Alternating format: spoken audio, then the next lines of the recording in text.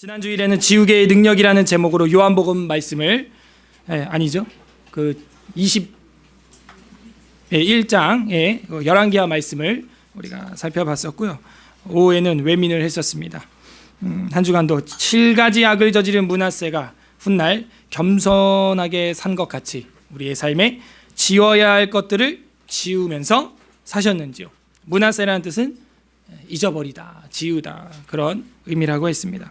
오늘은 국가치료법이라는 제목으로 열왕기하서 22장 계시의 말씀을 선포하고자 합니다. 따라해 보시죠. 국가치료법. 국가치료법이라는 제목이에요. 여러분이 알고 있는 요긴한 치료법은 무엇이 있습니까? 한 가지 소소한 병을 고칠 수 있는 치료법이라고 할지라도 그것은 굉장히 소중한 것이죠.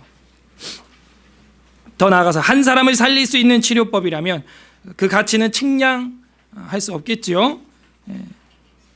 한 아이를 살릴 수만 있다면, 여러분이 자녀를 키워보신 우리 집사님들은 아시겠지만 아이들이 한 번쯤은 위기를 겪게 되죠. 영아기 때 엄마 아빠가 그 아이를 치료하기 위해서, 살려보기 위해서 애타는 심정 한 번쯤은 다 가져보셨을 겁니다. 저도 마찬가지죠. 저도 난지 7일 동안, 난지 돌이 안 돼서 7일 동안 아무것도 못 먹었던 시절이 있습니다. 그래서 눈이 돌아가고 막 눈이 흰자가 보이고 막 이랬어요. 그래서 어머님이 저 살려보겠다고. 왜냐하면 위로 형 둘이 죽었거든요. 첫째, 둘째 죽고 셋째 저희 지금 살아있는 형이고 넷째가 전데 남자만 넷이었어요.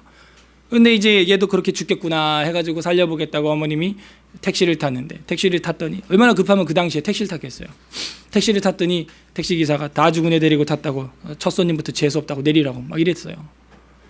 그렇게 구박을 받고, 그러고 나서 이제는 소망이 없어 보이니까 이제 뼈밖에 안 남은 앙상한 두 팔목을 붙잡고 하나님 앞에, 어머님이 교회를 안 다니셨는데 시집 오고 나서는 다시 그 옛날에 처녀 시절 때 다녔던 교회 생각이 나서 기도를 하게 됐고, 그 뒤로 죽지 않고 살았어요. 그날 밤은 아버지가 저를 묻으려고 이제 건너방에 삽들고 있던 시간이었는데 마지막으로 이제 목욕을 시키죠. 근데 안 죽고 살아서 지금까지 살아 있어요. 찔기죠. 예. 생명이 찔긴 거예요. 그 뒤는 큰어머님이 부적을 한번 붙여주었어. 그래서 이제 부적을 딱 온 방마다 기도해놓고 부적 붙여, 또 부적을 딱 붙였더니 제가 경기를 이제 하게 된 거예요. 경기는 이제 애가 하고 막 갑자기 놀라면요, 온몸이 돌처럼 굳으면서 호흡곤란이 오고 그러는 거죠. 경기를 해서 돌처럼 딱딱한 거예요. 그래서 엄마는 저를 이렇게 내려놓고 이거 어떡하지? 이제 하고 보고 있는데 뭐 돌처럼 딱딱한 거예요. 그래가지고 이제 같이 셋집에 살고 있는 아줌마 한 분이 그 예수 믿고 뭐 교회 다니는 사람은 뭐 그런 거 하는 거는 아니라는데, 뭐 교회 열심히 다니지도 않았습니다. 저희 어머님은 그런 걸 보고도. 그래서 그 부적을 다 띄어서 이제 불태웠죠. 그랬더니 제가 난 거예요. 그래갖고 그게 얼마나 그때 그게 충격적인 일이었는지 여러분 모를 거예요. 얼마나 충격적이었냐면 그 부적을 써준 큰어머님을 죽이겠다고 저희 아버지가 칼부림을 했습니다. 그 정도였어요. 저희 아버지 성격 아시죠? 제가 누누이 많이 말씀드렸지만, 월남전, 뭐 등등. 그래서 사람 많이 죽여봤거든. 뭐 난리. 그래도 안 믿어요. 저희 아버지는 종교에 뭐 그런 게 있다, 뭐 이러고 마는 거지. 뭐 하나님 God Almighty 막 이런 거 없어요. 그냥 종교에 뭐 그런 게 있을 수 있다. 그리고 그 이후로도 거의 한 30년 이상 교회를 안 나갔습니다. 사람이 기적 본다고 믿음 생기는 게 아니에요. 한 아이를 살리고자 하는 그 치료법이 있다면 그 어미는 아마 자신의 목숨을 던지서라도 그 아이를 살리고자 했을 겁니다. 한 발 더 나가서 국가를 살릴 수 있는 치료법이 있나요?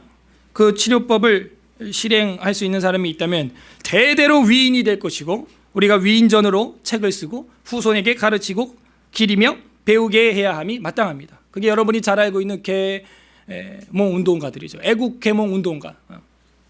절반 이상이 대부분 기독교인이라는 걸 여러분이 알고 있어요. 그래서 우리는 그 한국의 근현대사를 정말 바르게, 삐뚤게 말고 바르게 배우고 인식을 해야 됩니다. 오늘 무슨 날이에요? 오늘 무슨 날이에요? 4월 10. 제 생일인가요? 우리 허유진 자매 생일입니다. 오늘 또.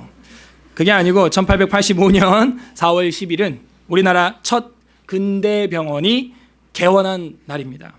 1884년 12월 4일 저녁에 조선의 외교 고문으로 활동하던 독일의 밀렌도르프라고 하는 사람이 자신의 집을 향하여 급하게 한 사람을 업고 달리기 시작합니다. 개화파의 피격을 받은 심각한 자상을 입은 환자를 업었던 건데 그 환자의 이름은 여러분 잘 아는 민영익이라고 하는 사람이 피투성이가 돼가지고 왔어요. 민영익은 명성황후 민씨가의 총애를 받는 아주 곽강되는 그런 남성 중에 한 분이죠.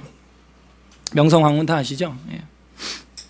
그래서 피투성이가 돼서 손쓰기가 어려울 정도로 위중한 가운데 피를 흘리고 있었어요. 그래서 미국 공사관 의사로 활동하던 여러분 잘 알고 있는 선교사 알렌 들어보셨죠?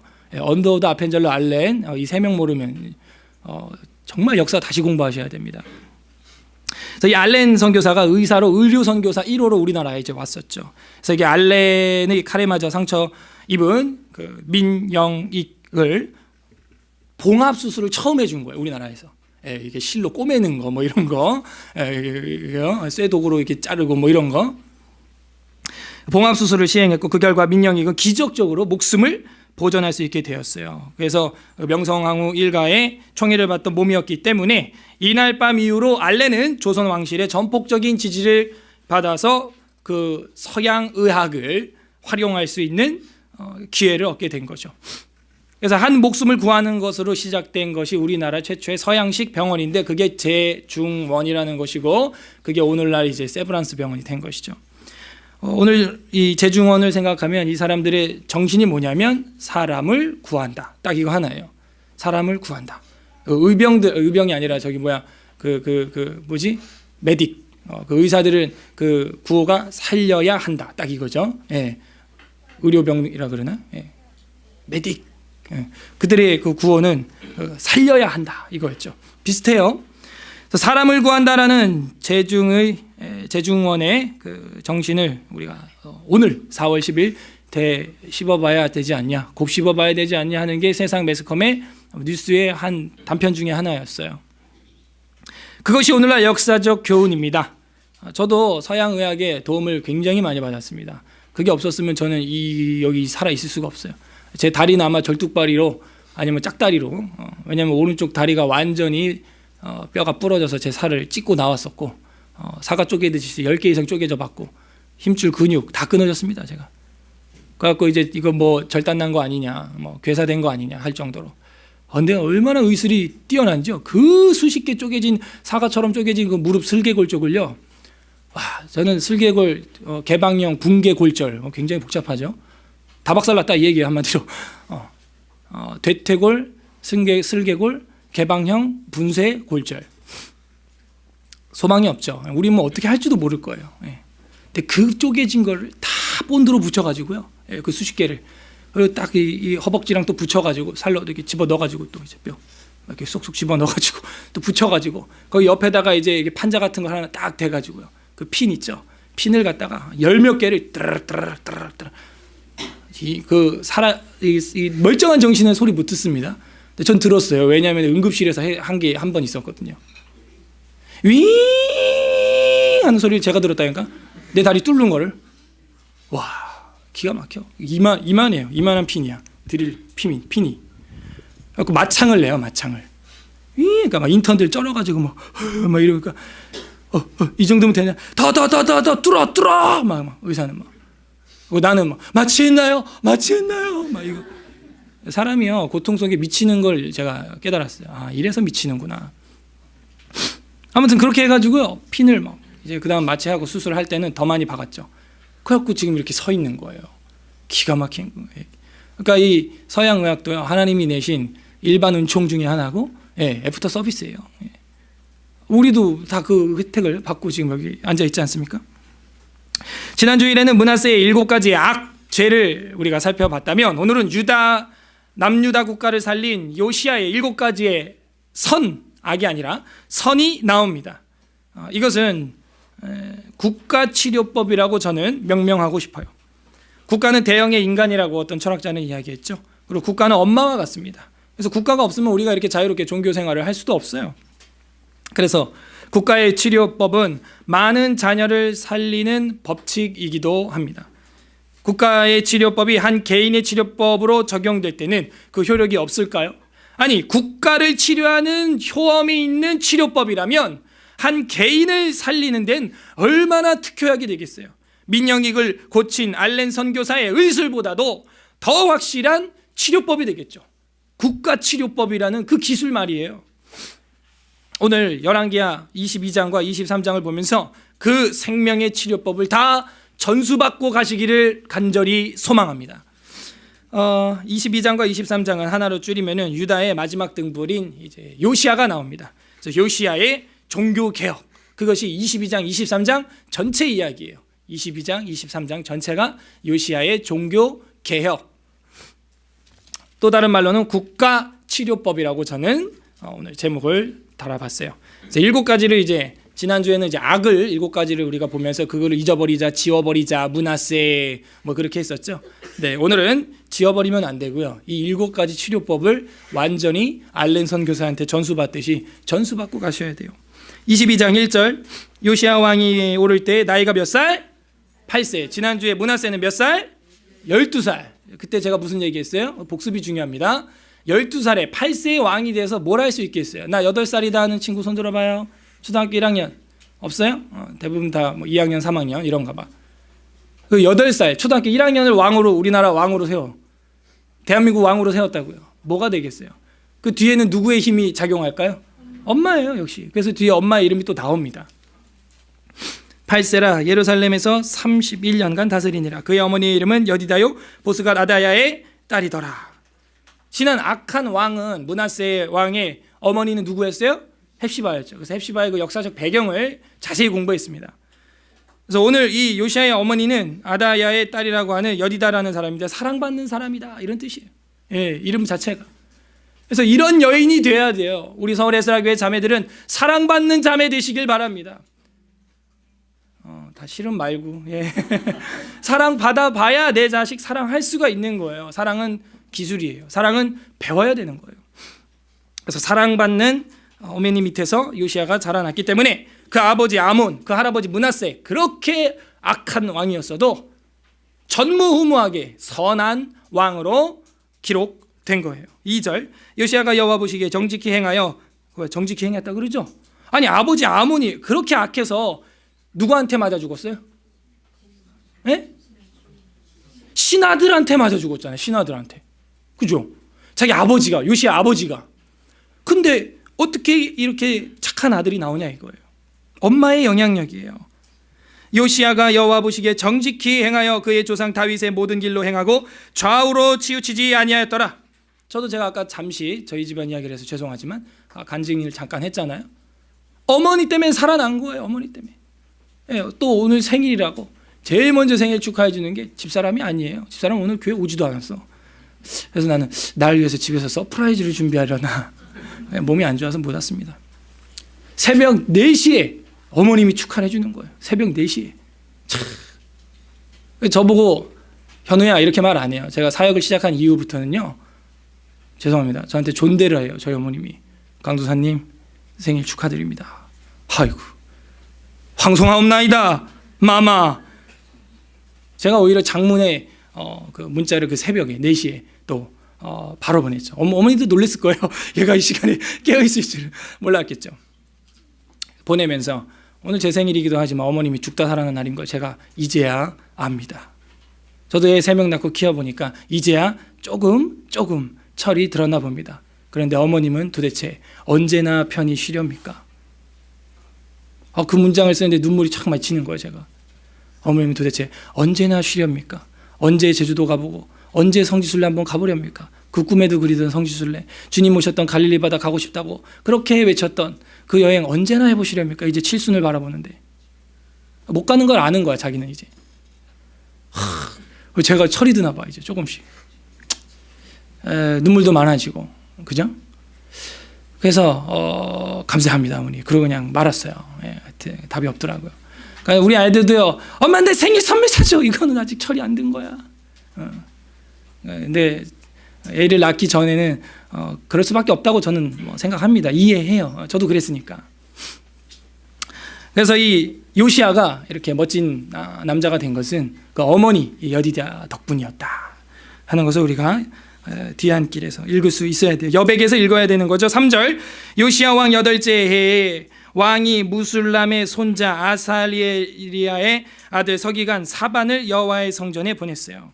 왜 성전에 보냈냐면 4절, 너는 대제사장 힐기야에게 올라가서 백성이 여호와의 성전에 드린 은 곧 문지킨 자가 수납한 은을 계산하여 그러니까 여호와의 성전에 드린 돈들이 좀 이렇게 저축된 게 있나 봐요.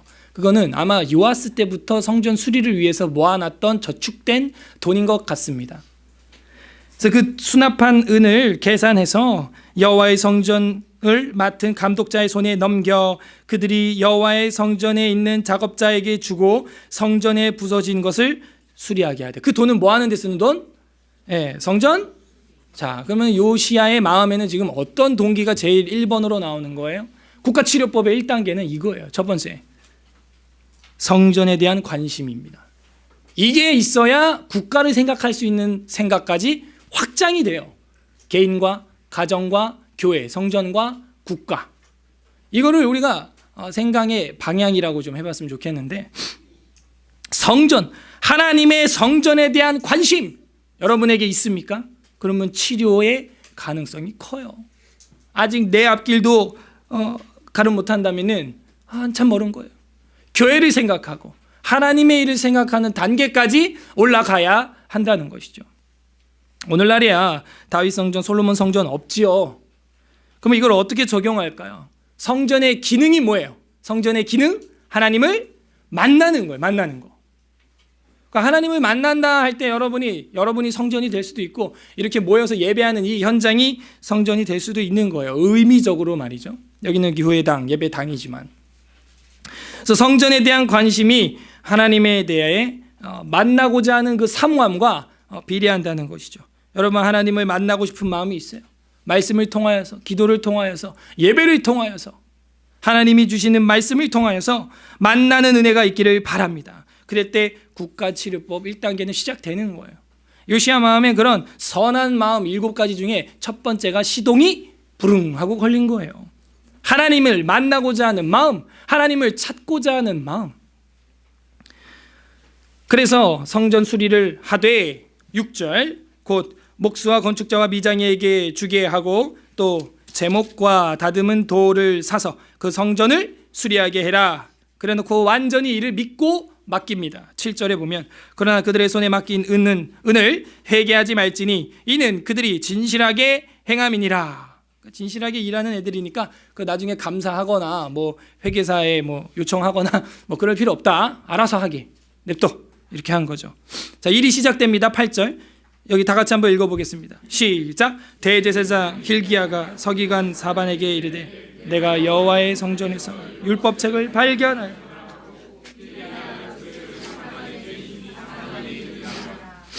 국가치료법 두 번째 단계는 뭐냐면 여호와를 만나고자 하는 시동이 걸리고 나니까 드디어 일이 벌어지기 시작하는데, 대제사장 힐기야가 여호와의 성전에서 뭘 발견해요?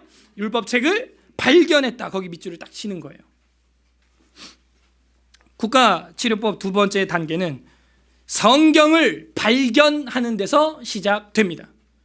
성경을 발견해야 돼요. 이게 한편으로는 긍정적인 표현을 제가 방금 했지만 이걸 또 부정적으로 보면 성경을 발견해서는 안 됩니다. 네? 발견했다는 얘기는 그동안 봤다는 얘기예요? 안 봤다는 얘기예요? 안 봤다는 이야기죠. 그러니까 여러분은 오늘 성경책을 한 주 만에 발견해서 교회 들고 왔으면 큰일이야. 그래? 발견해서 가져오면 안 된다고요. 성경을 늘 가지고 보고 마르고 닳도록 보다가 껍데기도 한번 떨어져 나가고 다시 돼지본드로 묻히고 말이죠. 그러다가 들고 와야지. 주일을 맞이하여 성경책을 발견하여 교회에 왔더라. 이러면 안 돼요. 주중에 여러분 하나님 말씀을 얼마나 봤습니까? 여러분 여기서 하나 정리를 우리가 해야 돼요. 에? 성경 주석학 책을 쓴 신현우 교수님, 목사님, 저를 지도하는 그분의 책에 보면은 서론에 이런 부분이 나와요. 성경을 본다는 것은 어떤 언어예요? 그게 성경을 본다는 것은 이게 뭘 의미하냐 이거예요. 여러분 왜 성경 봐요? 왜 성경 봐야 됩니까? 성경 보는 사람은 도대체 그 마음이, 감정이 어떤 상태인 거예요 지금? 에? 왜 보는 거예요? 성경을 감사해서 보는 거예요. 첫 번째 뭐해서? 따라하세요. 감사. 내가 오늘 집에 가서 혹은 모레 회사에서 성경을 점심시간에 점심 먹고 차 마시면서 딱 열었다는 것은 감사해서 여는 거예요. 왜? 나를 구원하신 주님, 성삼위일체 하나님, 그분이 주신 계시의 말씀 편지 보고 싶은 거예요. 너무 감사한 거예요. 그분 알고 싶은 거예요. 그래서 성경을 펼치는 겁니다. 감사하는 사람은 성경책 펼쳐요. 여러분 한 주간 얼마나 감사하셨어요? 에? 감사하면 다시 들여다보는 거예요. 이게 1단계. 두 번째, 성경을 또 일주일에 하루 보는 게 아니고 매일 반복해서 보는 사람이 있어. 그죠? 매일 반복해서 보는 사람이 있단 말이에요. 그 사람의 감정은 어떤 감정까지 이르는 거냐? 감사를 넘어서 이젠 기쁜 거예요. 기쁜 거예요. 주의 말씀을 익히니 때로는 기쁘지 아니한가? 기쁜 거예요. 주의 말씀을 배우고 때로는 익히나 기쁘지 아니한가? 배우는 단계에서 넘어서, 배우기야 여러분 다 배우잖아요 지금. 문제는 그게 내 머리에 남아서 내가 남을 가르칠 수 있고 내가 그걸 행할 수 있느냐, 그건 개인차가 너무 큰 거예요 지금. 그래서요, 이 날마다 이제 반복해서 성경을 보는 사람의 감정은 감사를 넘어서 기쁜 거예요. 성경을 보면은 너무 기쁜 거예요. 그래서 반복을 합니다 우리가. 여러분도 어떤 일을 반복할 때는요, 그게 좋으니까, 기쁘니까 계속 그걸 반복하는 겁니다. 마지막 세 번째로는요, 성경을 열어서 보고 반복해서 보고를 넘어서 정밀하게 보는 거예요. 밑줄 쳐서 보고, 사전 찾아가면서 보고, 심지어 헬라어, 히브리어 문법 따져가면서 보는 사람은 왜 그렇게 보느냐? 사랑해서 그런 거예요. 여러분 연예인이란다. 그 애인한테, 연 빼고 애인한테 편지를 받았어요? 카톡 문자를 받았어요? 아니 받지도 않았어요. 그리고 내가 좋아하는 사람이 있다고 칩시다. 그 사람 미니 홈페이지에 아니면은 카카오 스토리, 뭐 페이스북, SNS에 접속해가지고 그 사람의 동정을 확인하죠, 막. 그죠? 그리고 그 단어 하나하나를 어떻게 해요? 분석하죠. 왜 이런 단어를 프로필 사진에다가 이렇게 글을 썼을까? 왜 이런 거를 이렇게 남겼을까? 왜 나한테 이 시간에 이런 문자를 남겼을까? 뭐 하기 시작해요? 해석하기 시작하는 거예요. 분석하기 시작하는 거예요. 자세히 살펴보기 시작하는 거예요. 그 사랑의 단계까지 올라갔어요. 연애 편지를 받았어요. 사랑하는 사람한테. 그러면 그 편지를 이제 볼 때 그 한 단어 한 단어 이제 의미를 파악하면서 사랑의 수준에서 분별하기 시작한다 하는 거죠. 우리는 어느 단계까지 와 있어요? 감사의 단계? 기쁨의 단계? 사랑의 단계? 그것도 아니면은 그 제일 0단계가 있는데 1단계가 감사인데 0단계가 뭐냐면 억지로 보는 거예요. 그냥 감사도 없고 기쁨도 없고 사랑도 없어. 성경을 보지도 않고 반복적으로 보지도 않고 읊지도 않고 외지도 않고 그 다음에 연구하지도 않고 사전도 안 열어보고 배경도 공부 안 하고 그냥 설교에만 목매고 있는 거예요. 사랑의 단계는 꿈도 못 꿔요. 억지로 교회 나오고 억지로 성경 보라니까, 경건일지 쓰라니까, 은혜와 진리 레포트 내라니까 억지로 막 끌려다니면서 하는 거예요. 내가 구원받았는지 점검해야 됩니다. 그 사람들은. 제가 세게 얘기하는 게 아니라 노멀하게 얘기해서도, 보통으로 얘기해도 그 정도 수준이라면 내가 구원받았는지 다시 점검해 봐야 돼요. 사랑의 단계까지 이르러 성경을 연구하여 생명을 얻으시기를 바랍니다. 한 주간 여러분 성경을 얼마나 봤어요? 요시야의 국가치료법은 성경을 발견하는 데서 시작이 되었다 하는 이야기예요. 그래서 그 율법책을 발견해서 hil기야가 그의 책을 사반에게 줬어요. 9절, 서기관 사반이 왕에게 돌아가서 보고하여 이르되 왕의 신복들이 성전에서 찾아낸 돈을 쏟아 여호와의 성전 맡은 감독자의 손에 맡겼습니다. 돈을 이제 찾아낸 거예요. 찾아낸 돈 이렇게 돼 있죠. 그래갖고 이제 그 돈을 쏟아놨어요. 그러니까 그동안 얼마나 성전에 관심이 없었는지, 그게 돈이 들어있는데도 찾을 생각을 안 한 거예요. 아이고, 돈이 들어있는데도 그걸 관심이 없는 거예요. 성전에 관심이 없다는 얘기는 하나님과의 만남에 관심이 없다는 얘기죠. 10절, 또 서기관 사반이 왕에게 말하여 이르되 제사장 hil기야가 내게 책을 주더이다. 사실은 책이라기보다는 이제 두루마리입니다. 이 당시는 코덱스가 아니에요. 이때는 두루마리예요. 세페르 하토라 이렇게 돼 있죠. 그래서 이 두루마리를 이제 줬어요. 책이라고 여기는 번역이 됐죠. 하고 사반이 왕의 앞에서 어떻게 해요? 읽음에 11절 다 같이 읽습니다. 시작. 왕이 율법책의 말을 듣자 곧 그의 옷을 찢으니라. 왕 처음 들었어요. 지금 태어나서 성경 처음 들었어요.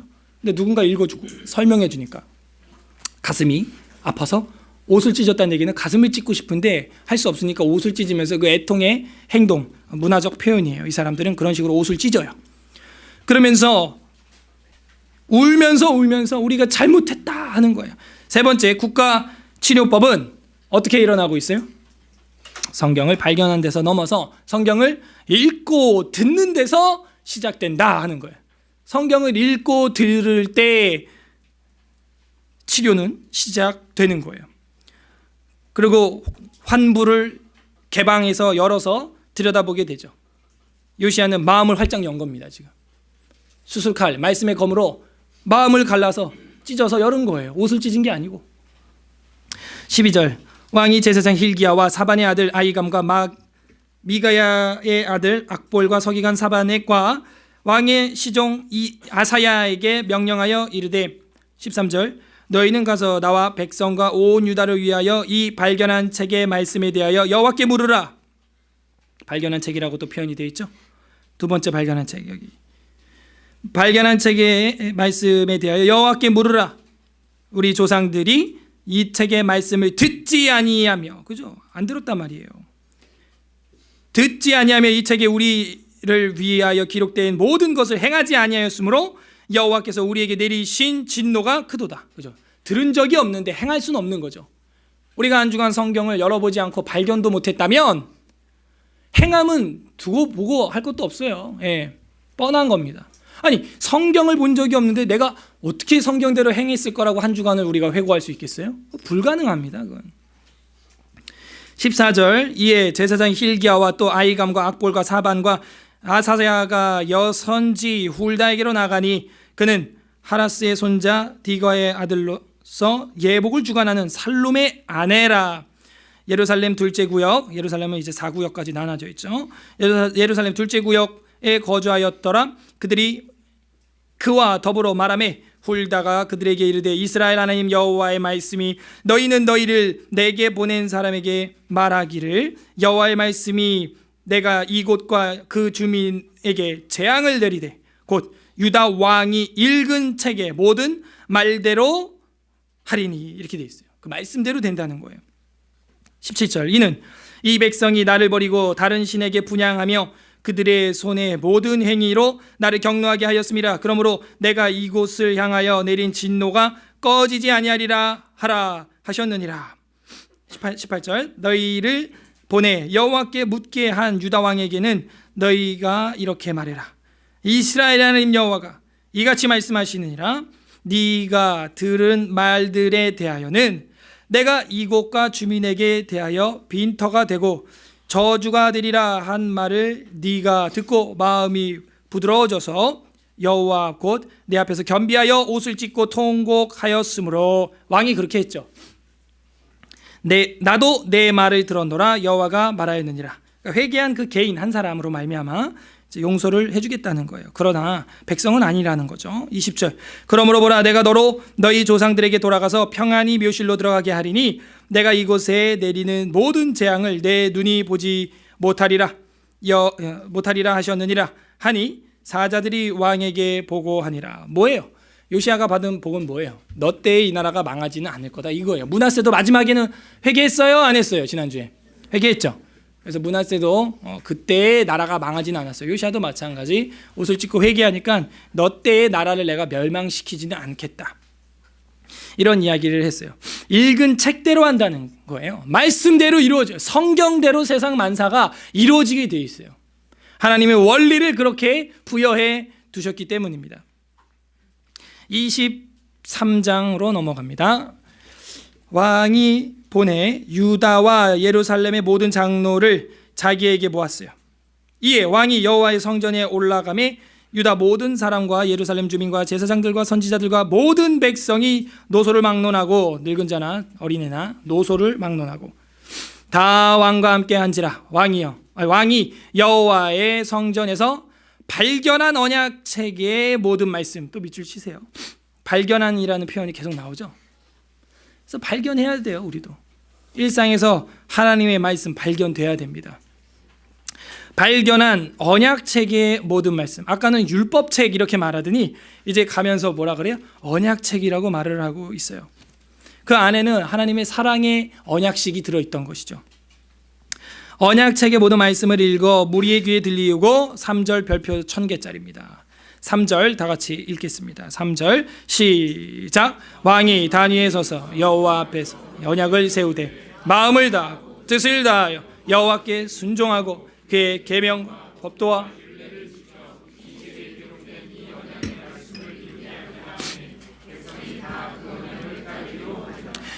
이제는 어떻게 따르기로 결단했어요? 마음과 뜻을 다해서. 이거 뉘앙스가 어디서 나오는 거예요? 신명기 6장 5절 마음을 다하고 뜻을 다하고 힘을 다하여 내 하나님 여호와를 사랑하라는 그 뉘앙스가 나올 이유가 뭐냐? 무슨 책을 읽었어요 지금? 율법서를, 언약서를 읽었잖아요. 토라, 오경을 읽었잖아요. 그러니까 거기 신명기 6장 5절 당연히 읽었겠죠. 이제 어떤 학자들은 신명기 두루마리만 읽은 거 아니냐 이렇게 보는 사람들이 있는데 그건 뭐 알 길이 없고요. 아무튼 그 신명기는 대부분 창출, 내 민수기랑 함께 엮여져 있기 때문에 우린 통상적인 관점으로 일단 보기를 원해요. 그래서 이것이 뭐냐? 국가치료법의 네 번째예요. 아주 중요한 건데 말씀을 순종하고 배웠다는 거예요. 뭐라 그랬어요? 3절 끝에 다 그 언약을 따르기로 하니라 하는 거예요. 말씀을 발견만 해서는 안 되고 읽기만 해서는 안 되고 듣고 옷만 찢어서는 안 되고 순종하는데 그 언약을 따르는 데까지 가야 한다는 것이죠. 뭐 국가는 치료됩니다. 가정이 치료되고 교회가 치료되고 개인이 치료되는 것입니다. 4절 왕이 대제사장 hil기야와 모든 부제사장들과 문을 지킨 자들에게 명령하여 바알과 아세라와 하늘의 일월 성신을 위하여 만든 모든 그릇들을 여호와의 성전에서 내다가 예루살렘 바깥 기드론 밭에 불사르고 그것들의 재를 베델로 가져가게 했다. 이게 무슨 소리예요? 우상 숭배, 일월 성신, 해달별을 섬기는 데 쓰는 기명들을 교회에 갖다 놓고 있었다는 거예요. 여호와의 성전에 있었다는 거예요. 그걸 다 밖으로 패대기 쳤다는 거예요, 요시야가. 자, 4절부터 좀 길지만요 16절까지가 간단한 이야기예요. 뭐냐면 우상들을 척결하는 겁니다. 그동안의 죄악을 회개하는 거예요. 그동안 내가 섬겼던 돈, 내가 섬겼던 명예, 내가 섬겼던 학벌, 내가 섬겼던 사람, 그게 우리의 오늘날 우상이거든요. 여기 지금 4절부터 16절까지가 엄청 많아요. 엄청 많아요. 이 다 청소합니다.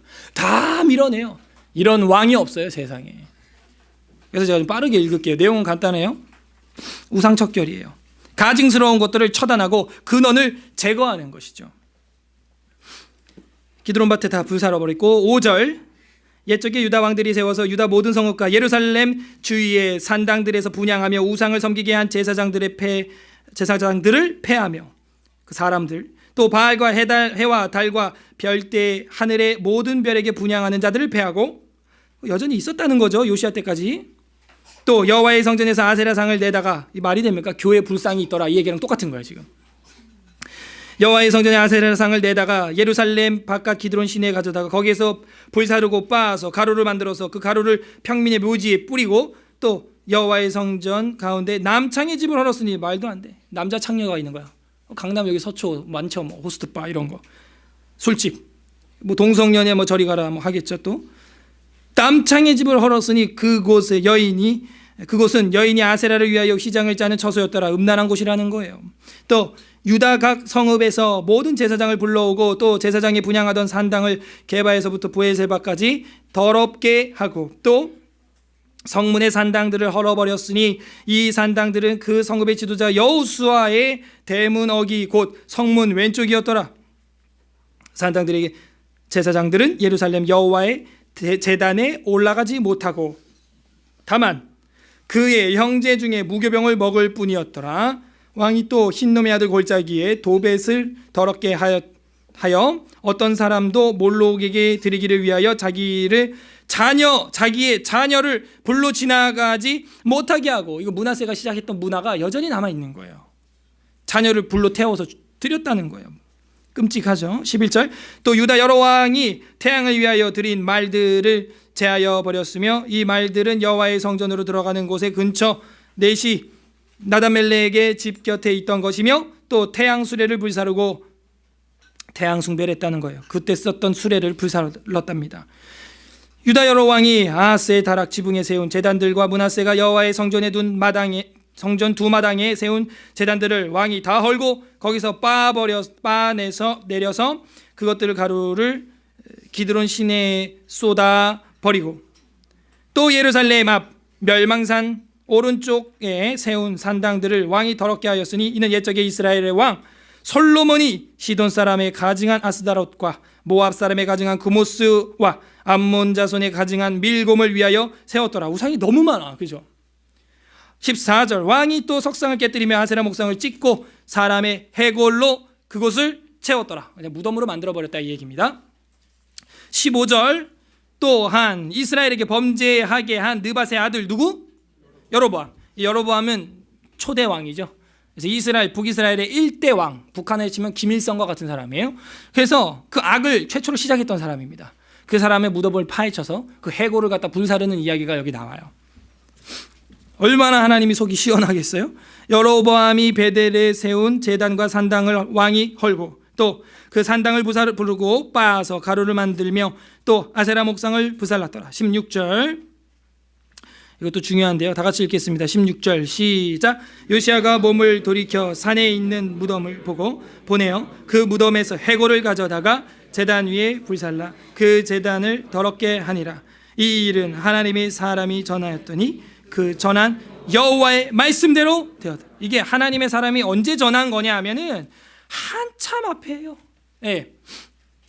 이 앞에 보면은 요시야의 그 해골을 불사르게 될 거다 하는 그 예언이 이게 한참 앞에 나오는데 그게 이루어졌어요. 열왕기상 13장에 보게 되면은 13장 2절 봐요.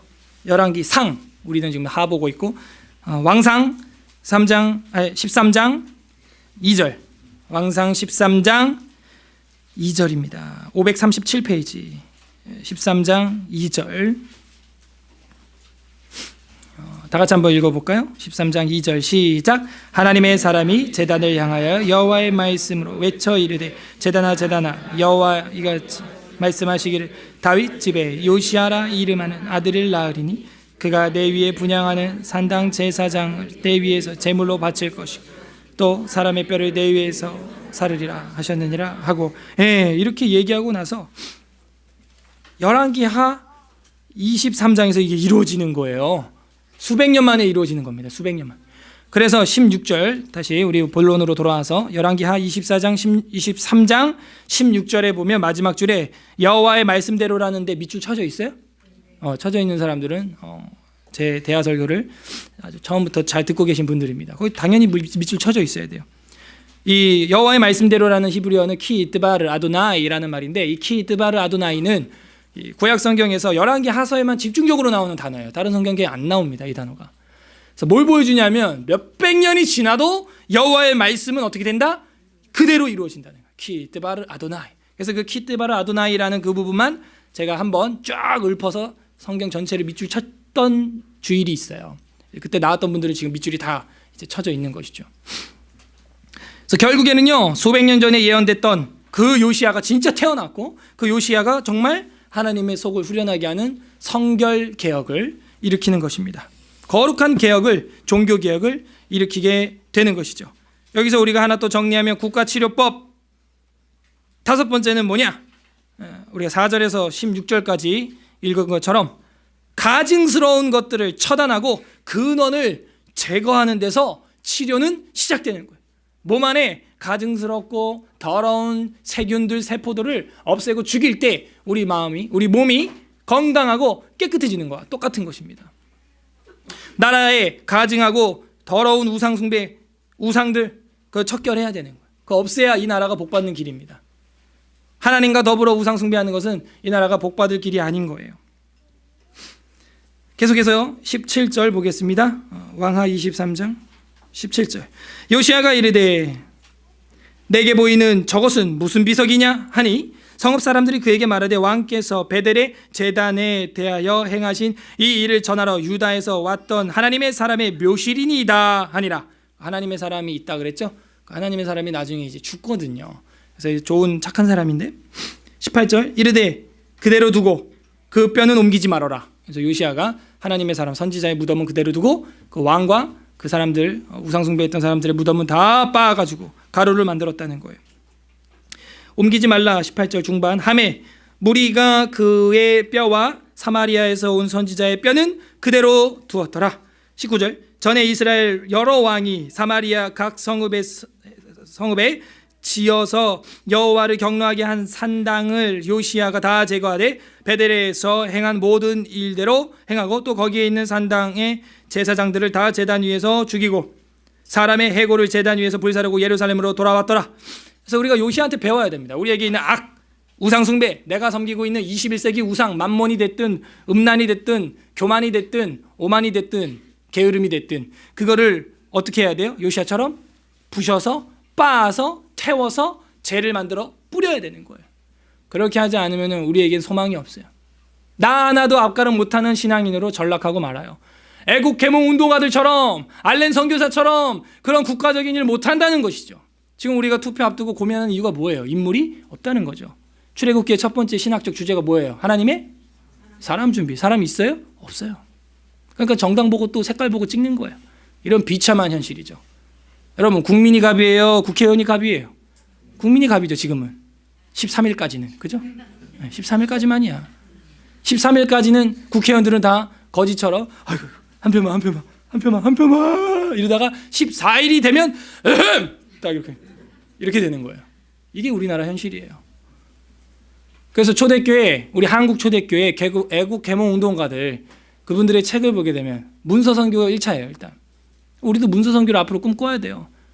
그래서 공무원 시험에 나오잖아. 우리나라 최초의 문서 뭐예요? 신문. 에? 애국 계몽 운동을 위해서 만든 신문 뭐예요? 독립신문 아니고요. 그러니까 우리가요 해놓은 것도 몰라. 그러니 우리가 할 생각 절대 못 하겠죠. 그러니까 개화돼야 돼 진짜 우리가 지금 우리 교회부터 나라를 위해서 먼저 계몽돼야 돼요 진짜. 열려야 돼요 생각이. 나 하나 성경도 발견 못한 채 억지로 성경 보는 수준에 머물러 있으면 안 돼요. 제가 이번 선거철을 보면서 그걸 느꼈어요. 저부터 해서 야망이나 꿈을 갖자는 얘기가 아니고 정말 성경대로 하나님의 나라를 이루고 사도행전 1장 18절에서 말한 것처럼 땅끝까지 이르러 복음을 전하는 게 우리의 사명 맞습니까? 맞아요? 근데 지금 나도 급급해서 언제 그거 해요? 이 지하 벙커에서 우리가. 제가 한중간 좀 생각에 전환이 많이 일어났어요. 전 사전투표 다 했고 벌써.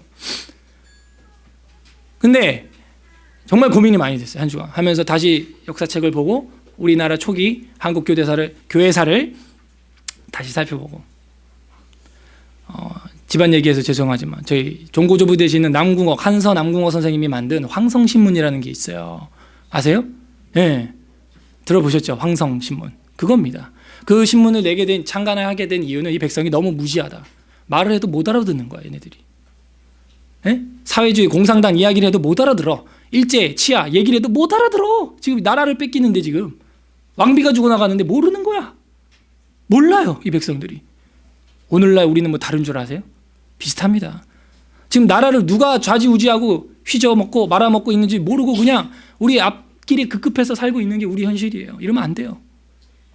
그래서 그거를 개화시키기 위해서는 백성들을 계몽시켜야 되는데 계몽시키기 위해서는 방법이 없다. 매체를 통해서 글을 써서 알리는 수밖에. 그러고 나서 그 뒤에 이제 독립운동할 때 이제 서재필과 독립신문을 만들었고 1880년도에 영어학교를 나와가지고 이분이 고종의 어전 통역관으로 있으면서 인디펜던트라는 인덱스 화면을 하나 딱 독립신문 첫 화면을 이제 번역을 해서 해외로 알리기 시작을 했고 무궁화를 우리나라 꽃으로 만들어가지고 이제 그 꽃을 이제 보급하는 걸 한 거예요. 지금 아까도 기도하셨지만 벚꽃이 만발해서 아름답긴 합니다. 근데 그게 우리나라 꽃은 아니에요. 안타깝게. 예, 우리나라를 지배했던 식민지를 했던 그 국가의 국화입니다. 무궁화 축제는 언제인 줄 아세요? 알 턱이 없죠. 그죠? 그게 우리 현실이에요. 무궁화의 의미는 아십니까? 국회의원들 가슴에 달려있는 그 배지. 하수구 마크로 붙여있는 그 문양. 무궁화예요. 그게. 우리나라 문장이라고요. 로즈 오브 샤론. 샤론의 장미고요. 샤론의 꽃 예수입니다. 그게. 그래서 무궁화 삼천리 화려강산. 대한 사람 대한으로 길이 보존해라. 이 얘기는 예수 사람 그대로 예수 사람으로 보존하게 놔둬라. 이 얘기예요. 하나님이 보호하사 우리나라 만세. 정말 그런 정신을 갖고 있는 국회의원이 이번에 돼야 될 텐데 우리의 고민이죠. 그래서 제 방법을 하나 찾았어요. 우리 중에 만들어내야 되겠다. 그게 제 대안이에요. 그거 말고는 없어요. 제가 볼 때는. 가정적인 남자, 가정적인 여자가 되는 게 제 꿈입니다. 그 기본으로 일단 파운데이션을 하고 가정을 돌보면서 교회를 돌보고 교회를 돌보는 중에 나라까지 돌볼 수 있는 그런 한선 안궁옥 선생님과 같은 그런 애국지사가 나타나야 돼요. 왜 4월 5일이 식목일이었는지는 아세요? 그날이 남궁옥 선생님 돌아가신 날이에요. 순교하신 날. 무궁화 그걸 심었는데 일본 놈들이 와서 우리 학생들 이런 청년들 시켜가지고 손에 피가 나도록 뽑게 했어. 얼마나 뽑았을까요? 예. 얼마나 뽑았길래 손에 피가 났을까요? 8만 줄을 뽑았어요. 맨손으로 그것도. 그 일본 애들이 시킨 거야. 뽑아라오. 아니면 그냥 죽이는 거예요. 예. 근데 우리는 그 사쿠라만 보고 말이죠. 좋아하는 거예요. 우리 신앙이 사쿠라. 왜 사쿠라 보고 사쿠라라 그러냐? 유진자매한테 물어봤더니 그 화투에 보면 사쿠라가 나온다고. 그래가지고 그 사기칠 때, 예, 그죠? 그 화투장 사쿠라 치지 마! 뭐 이런 거죠. 예. 일본 사람 사랑해야 됩니다. 일본 선교 해야죠. 제가 그걸 하지 말자는 얘기가 아니에요. 해야 됩니다. 우리 역사적 정체성, 그들을 용서는 하되 역사는 잊으면 안 되는 거예요. 그래서 정말 고민이에요. 이런 요시야 같이 대대적인 역사적 개혁을 할 사람이 있느냐? 이 요시야처럼 옛날 그 토라, 오경 말씀으로 다시 신앙을 재건할 사람이 있느냐? 이 나라가 완전히 없는 나라였는데 다시 근현대사에서 그 많은 기독교인들의 운동을 통해서 이 세워졌는데요. 그 이승만 대통령도요. 미국에서 신학을 한 사람이에요. 신학을 했습니다. 그러고 나서 우리나라 와가지고 이제 초대 대통령을 한 거고. 그 남궁옥 선생님도 감리교 장로님이신데 전도사예요, 사실은. 장로면서 전도사였고 홍천 제 고향이죠. 거기다가 이제 모곡 교회와 중학교 만들고 배지학당 선생님이셨고. 그 일한 걸 보면요, 제가 역사를 다 찾아볼 수 없을 정도로 많이 했어요, 진짜. 여러분 잘 아는 삼천리반도 금수강산 찬송가를 만들었고. 예? 그걸 왜 만들었냐, 그것도. 일제시대 애국가를 못 부르게 했단 말이죠. 애국가를 못 부르게 하니까 만들어버린 거예요. 삼천리반도 금수강산 하나님 주신 동산. 만든 거예요. 그리고 한반도에다가 무궁화 십자수 뜨게 만들고. 지금 요시아가 하는 게 다른 게 아니에요. 그거예요. 다시 원래의 국가 이념으로 돌아가는 것이죠. 그러려면 지금 우리가 하고 있는 거는 요시아처럼 버려야 돼요, 사실은. 버려야 됩니다.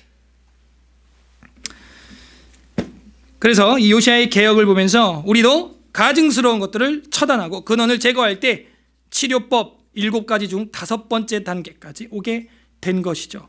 다음 절 계속 보겠습니다. 21절, 23장 21절. 왕이 묻 백성에게 명령하여 이르되 언약책에 기록된 대로 너희 하나님 여호와를 위하여 유월절을 지키라 하매. 이게 이제 6번째인데요. 치료법 6번째는 뭐냐면 그 민족의 절기를 지키는 거예요. 절기. 예. 여러분 절기는 뭐예요? 그 민족의 정체성이에요. 따라하세요. 정체성. 절기를 지킨다는 건 그 민족의 정체성과 연관이 되어 있다는 거예요. 국화, 국가, 애국가 이런 것들에 대해 우리가 관심을 갖고 한국 근대 현대 역사에 관심을 갖는 이유는 그 민족의 정체성에 관련이 있기 때문에 3.1절, 8.15, 광복절 그 민족의 정체성이에요. 대한 사람 대한으로 살아가면서 8.15 모르고 3.1절 모르면 그 사람은 한국 사람 아닙니다. 절기는 그 민족의 정체성이에요. 알고 봤더니 8.15더라.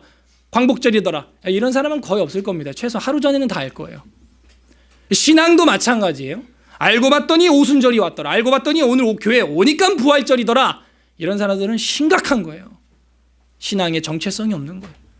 어쩌다 교회에 와봤더니 추수감사절이더라. 비극이에요. 어쩌다 와봤더니 맥추감사절이더라. 심각한 거예요. 절기는 그 민족의 정체성이고 요시야는 그 정체성을 정말 여호수아 이후로 처음으로 그 정체성을 부활시켰어요. 유월절은 그 이스라엘 백성이 애굽에서 나온 출애굽 엑소더스를 한 기념을 하는 절기 중에 절기죠. 우리 그리스도께서도 예수님께서도 그 유월절 절기 즈음에 십자가에서 못 박혀 죽으시고 부활하시지 않았습니까? 우리의 어린 양 되어 주신 것이죠.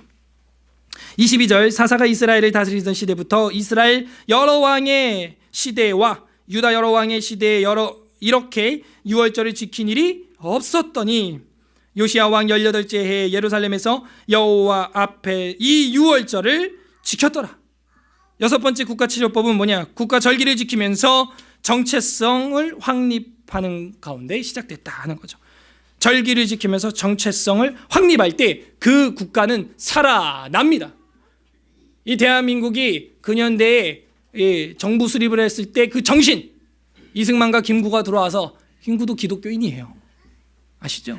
그 정신을 우리가 알아야 돼요. 그래서 이승만 대통령의 입법 4가지, 정치 4가지가 뭐냐면, 첫 번째가 자유민주, 두 번째가 자유경쟁, 세 번째가 그거는 뭐 지금도 여전한데 한미동맹이었어요. 워낙에 이 김일성이가 소련의 그 전차를 끌고 오니까 한미동맹이었고, 그 전에 박헌영 사건이 있었고, 그 다음에 4번째가 뭐냐면은 기독교 입국론이라는 것입니다. 그래서 영락교회 한경직 목사님이 기독 사회당을 만들었었는데, 여러분 몰랐죠? 기독 사회당이라는 걸 만들었었는데 없앴어요. 왜? 이승만 박사의 국가론을 보니까 그냥 기독교 자체야, 이 나라가, 대한민국이 그냥 기독교 국가야 그냥. 그걸 원했어요. 그러니까는 뭐 대통령들, 뭐 국회의원들 뭐 다 처음 국회 때 기도로 이제 시작을 했다. 그런 건 여러분 다 알고 있는 거고, 그렇게 된 거예요. 기도로 시작을 한 것이죠. 그리고 박헌영은 공산 그 사회주의를 이 남한에서 이제 하려고 70% 표를 받았다가 북한으로 이제 올라가게 됐죠. 결국 그 뒤에 6.25가 터지긴 합니다. 또 우리가 이제 힘들어할 때 이제 또 미군의 도움으로, 또 하나님의 은혜로 우리는 그렇게 말을 하죠. 이제 살아나게 된 거죠. 어쨌든 그 절기, 그 민족의 정체성을 우리는 계속해서 돌아볼 필요가 있다 하는 것이죠. 우리가 어떻게 이렇게 자유롭게 신앙생활을 할 수 있게 되었느냐, 그 근본을 따져 봐야 한다 하는 것이죠. 그 다음 마지막 7번째를 남겨두고 계속해서 읽겠습니다. 24절, 요시야가 또 유다 땅과 예루살렘에 보이는 신접한 자와 점쟁이와 드라빔과 우상과 모든 가증한 것을 다 제거하였으니, 이는 대제사장 hil기야가 여호와의 성전에서 발견한 책에 기록된 율법 말씀을 이루려 함이라. 인클루지오 수미상관법이죠. 발견한 책도 밑줄. 그러면 이것이 22장 초두에 율법책을 발견하였노라로 시작하여 23장 24절에 발견한 책에 기록된 율법 말씀을 이루었다 하는 걸로 피날레가 나면서 딱 끝나는 거예요. 발견한 그 책을 이제 이루면서 큰 한 단락이 마무리되게 되었습니다. 그 다음에 25절 별표, 이건 10,000개짜리예요. 오늘 본 구절 중에 최고로 중요한 구절, 23장 25절 다 같이 한 목소리로 마음에 새기면서 읽습니다. 시작. 요시야와 같이 마음을 다, 뜻을 다, 힘을 다하여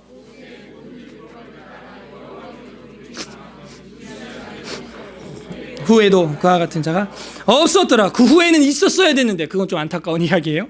마음을 다하고 뜻을 다하고 힘을 다하여 모세의 모든 율법을 따라 여호와께로 돌이키는 왕이 없었다는 거예요. 마음, 뜻, 힘. 신명기 6장 5절에 나오는 건데 뭐예요? 우리의 생각과 우리의 생명과 우리에게 있는 근력, 지력, 체력, 재력, 권력, 매력, 모든 힘을 다해서 전인격 총체적으로 하나님을 사랑하는 데 활용하라는 거죠. 고지론과 사명의 차이 이야기했죠. 내가 드러나면 고지론이에요. 나 학벌이래, 나 이런 위치야, 나 이런 사람이야. 그건 고지론이고 세속이에요. 저는 사명은 뭐냐? 하나님이 드러나는 거예요. 하나님의 뜻이 이 나라에 구현되는 거예요. 실현되는 거예요. 성경에서 하지 말라는 거 안 하는 나라로 만드는 거예요. 이걸 하나님의 정치라고 하는 것이죠. 요시야 정치라고 하는 것이고 국가치료법이라고 하는 거예요. 그것이 이루어지는 대한민국이 돼야 되는 겁니다. 마음을 다하고 뜻을 다하고 힘을 다하여 총체적으로 하나님을 사랑하는 것, 그것이 지금 요시야가 일으켰던 개혁의 핵심이었다는 것이죠. 그러고 나서 26절에 보면 안타까운 이야기 하나 나오는데, 이제 이것만 읽고 좀 마무리를 하려고 합니다. 26절에 이 뒤의 이야기는 그럼에도 불구하고 누구의 죄 때문에 누구의 죄 때문에 유다는 결국 후대라도 망한다? 므낫세의 죄 때문에. 지난주에 공부했죠. 넘어간 중심축은요, 회생이 안 돼요. 어떤 사건이 한계점 넘어가면 회복이 안 되는 거예요. 회복이. 보류는 될 수 있지만 회복이 안 돼요. 결국은 죽고 마는 거예요. 26절, 그러나 여호와께서 유다를 향하여 내린 크게 타오르는 진노를 돌이키지 아니하셨으니 이는 므낫세가 여호와를 경노하게 한 그 모든 경노 때문이라. 여호와께서 이르시되 내가 이스라엘 물리친 것 같이 유다도 내 앞에서 물리치며 내가 택한 이 성 예루살렘과 내 이름을 거기에 두리라 한 이 성전을 버리리라 하셨더라 하는 것이죠. 훗날 말이죠. 훗날. 요시야 때 말고 훗날. 요시야의 남은 사적과 행한 모든 일은 유다 왕 역대지략에 기록되지 아니하느냐. 요시야 당시에 애굽의 왕 바론느고가 아수르 왕을 치고자 하여 유브라데 강으로 올라가므로 요시야 왕이 맞서 나가더니 남의 전쟁에 끼어들었다가 죽게 됩니다. 다른 역대기에 보게 되면 하나님이 나가지 말라 그랬는데 나가다가 죽은 거예요. 그러니까 우리가 이 뒤안길도 봐야 돼. 요시야가 이렇게 착한 왕이지만도 다른 역대기 평행 본문에 보게 되면은 말 안 듣고 나가다가 마저 죽습니다. 므낫세랑 반대예요. 므낫세는 악하다가 마지막에 회개했는데 요시야는 착하다가 막판 가서 교만해가지고 결국엔 남의 전쟁에 끼어들었다가 죽어요. 애굽 왕이 요시야를 무깃도에서 만났을 때 죽인지라 이렇게 썰렁하게 죽는 수가 있어요. 신복들이 그의 시체를 병거에 신고 무깃도에서 예루살렘으로 돌아와 그의 무덤에 장사하니 백성이 요시야 아들 여호아스를 데려다가 그에게 기름을 붓고 그의 아버지를 대신하여 왕을 삼았더라. 이렇게 되어 있습니다. 어쨌든 이 요시야가 일으킨 이 개혁으로 인해서 모든 백성들이 이 요시야의 길을 뒤따라가고 요시야가 행한 대로 따라갔다는 것은 뭐 부인할 수 없는 선행이에요. 7번째 우리가 배울 수 있는 건 뭐예요?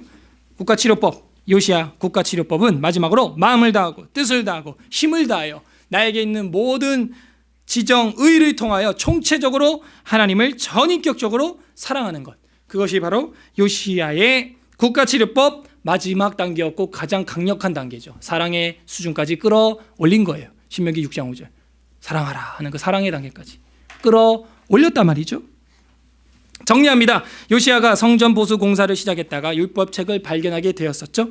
이것은 그동안의 남유다의 우상 숭배와 악을 끊고 성결한 종교 개혁을 하게 되는 신호탄이 되었습니다. 그리고 발견한 데서 멈추지 아니하고 그 발견한 하나님의 말씀으로 자기들의 민족들의 정체성으로 끌어올리고 그 말씀대로 따라가고 기록된 여호와의 율법의 말씀을 이루는 삶을 살았어요.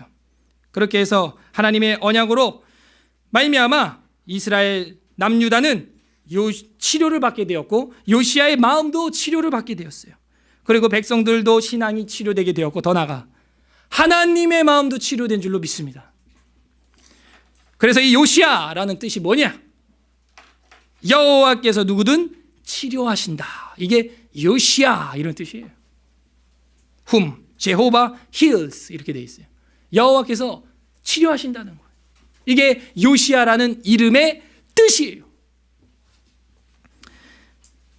하지만 요시야가 이렇게 치료하는 사역을 했음에도 종교개혁을 했음에도 불구하고 므낫세의 7가지 죄에 대한 역사적 대가는 지불해야만 했다는 사실을 성경은 알려주고 있어요. 그래서 우리가 개인이 가정이 교회가 나라가 잘못되었을 때 개혁하고 고쳐야겠지만 고쳤다 해서 모든 게 평화롭진 않을 겁니다.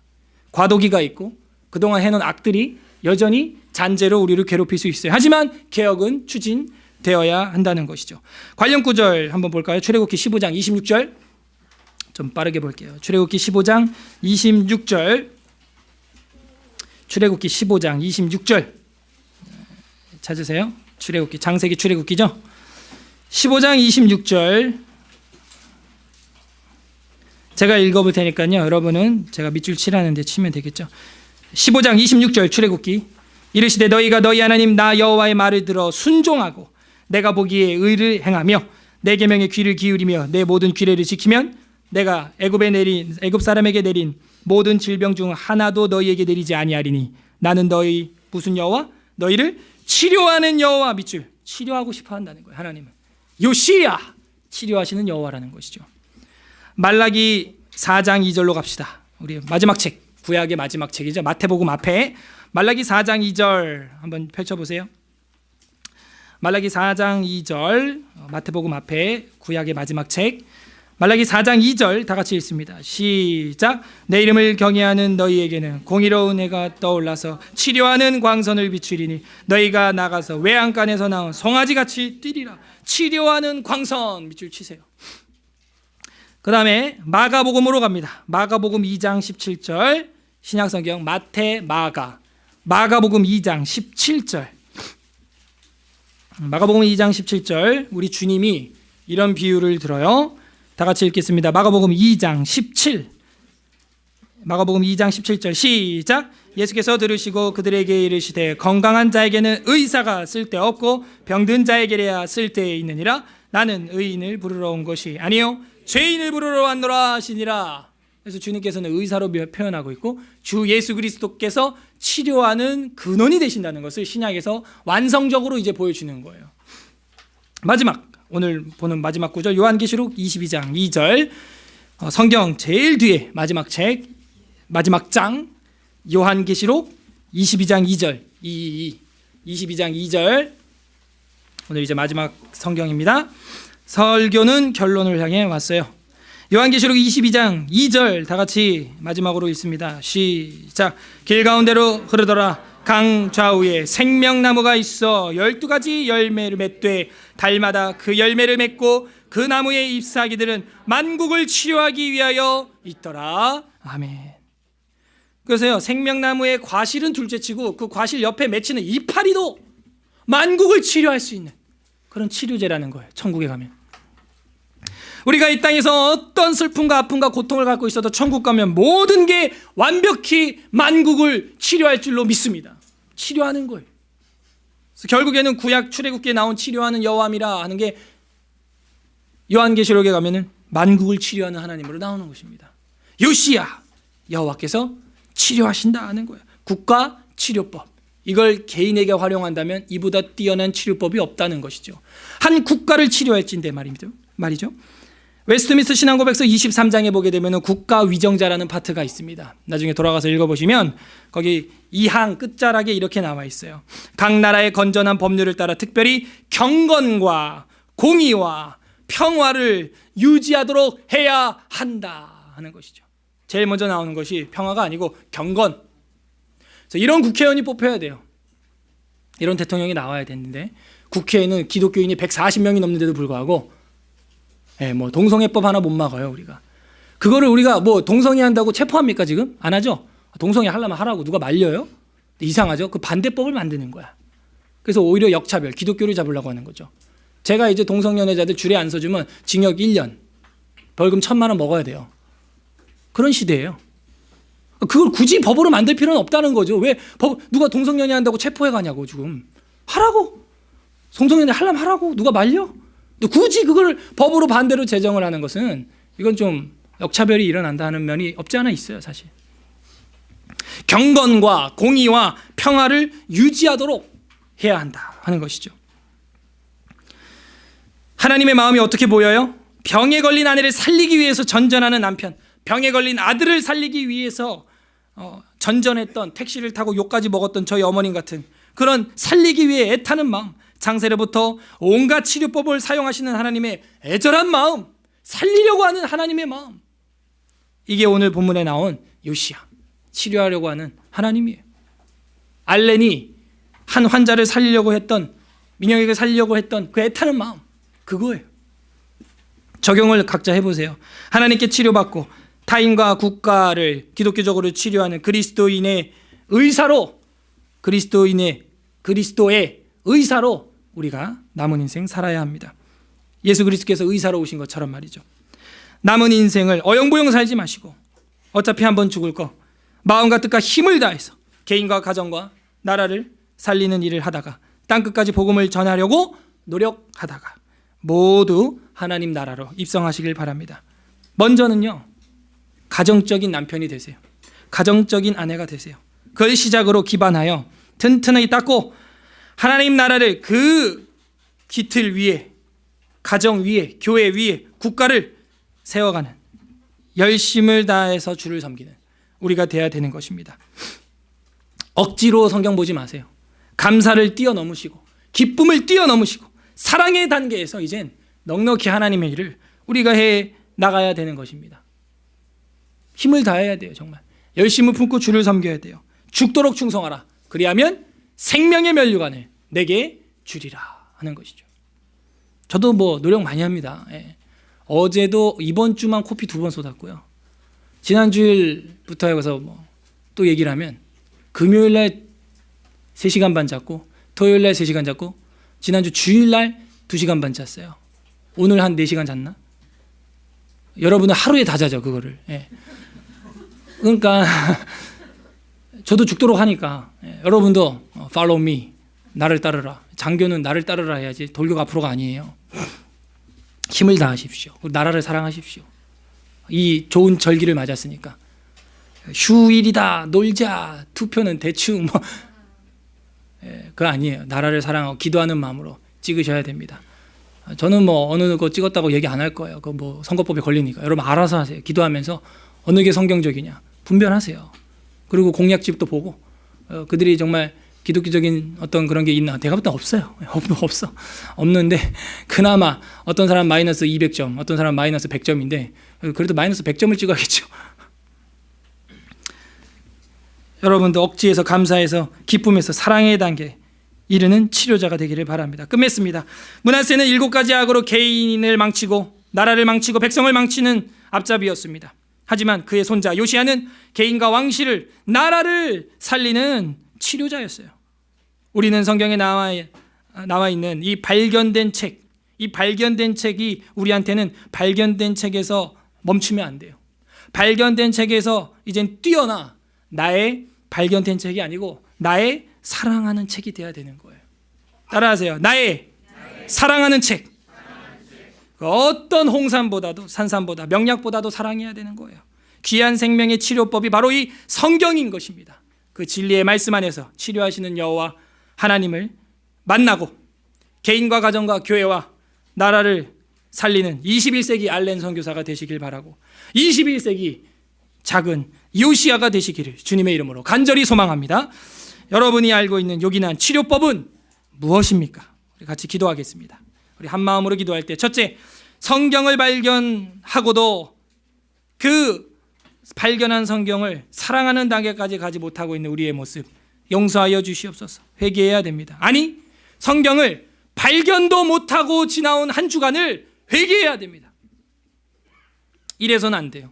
이래서는 우리가 세상을 이길 수 없고 빛과 소금이 될 수 없고 나라를 애국할 수 없어요. 성경을 발견하는 수준도 못 된다면 이 시간 회개해야 됩니다. 하나님, 우리 힘으로 안 됩니다. 성령님, 우리를 도와주시옵소서. 나를 도와주시옵소서. 억지를 뛰어넘어서 감사로 보게 하시고 감사를 뛰어넘어서 기쁨으로 성경 보게 하시고 기쁨을 뛰어넘어서 사랑해서 성경을 보는 그 사랑의 단계에 이르르는 자가 되게 하여 주시옵소서. 나의 발견된 책이 아니요 나의 사랑하는 책이 되게 하여 주시옵소서. 그렇게 기도하시고 마지막으로 나만 살 뿐 아니라 나만 치료될 뿐이 아니라 나랑 함께 있는 배우자와 자녀와 부모님과 가정과 더 나아가서 우리 에스라 교회와 더 나아가서 이 대한민국이 다시 하나님의 정신으로 살아나는 국가를 살리는 그 일에 우리 작은 서울 에스라 교회가 쓰임 받게 해달라고, 부족한 우리가 제가 쓰임 받게 해달라고 여러분 함께 기도해 주시길 바랍니다. 우리 다 같이 말씀을 생각하면서 기도하겠습니다. 기도합니다. 하나님 아버지 감사드립니다. 저희가 성경을